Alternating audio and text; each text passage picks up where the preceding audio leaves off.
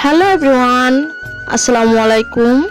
তো আজকে আমি গিয়েছিলাম আমার কিছু কেনাকাটি করতে। অনেক দিন পর আমি একাই গিয়েছিলাম। অন্য টাইমে হয় আমার বন্ধুরা যায় বা বেশিরভাগ আমার বরই যায়। আমার বর এখন নেই, ওই জন্য একাই যেতে হয়েছে। একা মানে আমার বাহনটা আছে, দেখতেই পাচ্ছ। তো প্রথমেই আমি গিয়েছিলাম ওই ছোট যে ফ্যানটা দেখতে পাচ্ছ, ফ্যানটা সারানোর জন্য।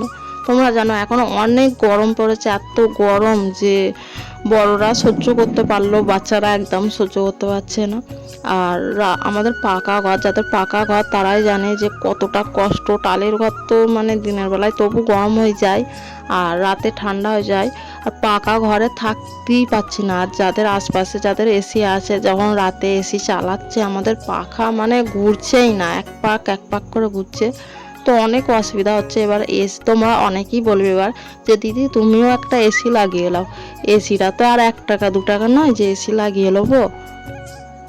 তো অনেক মানুষ আছে যে এখন সেই রকম মানে সামর্থ্য নেই যে এসি কেনার। তো গিয়েছিলাম সান মার্কেটে, দেখো কিছু কেনাকাটি করলাম। তোমরা আমাকে অনেকেই জিজ্ঞেস করেছো যে দিদি সান মার্কেটটা কোথায়। আমাদের যে বেগমপুর বড়দা ব্যাংক আছে তার পিছনে, তোমরা যদি যাও দেখতেই পাবে। তারপর গিয়েছিলাম আমার ভাইজির লেগে অয়েল পেপার কিনতে। তো আমার ভিডিওটা কেমন লাগলো বলো, যদি ভালো লাগে লাইক কমেন্ট শেয়ার করে দিও।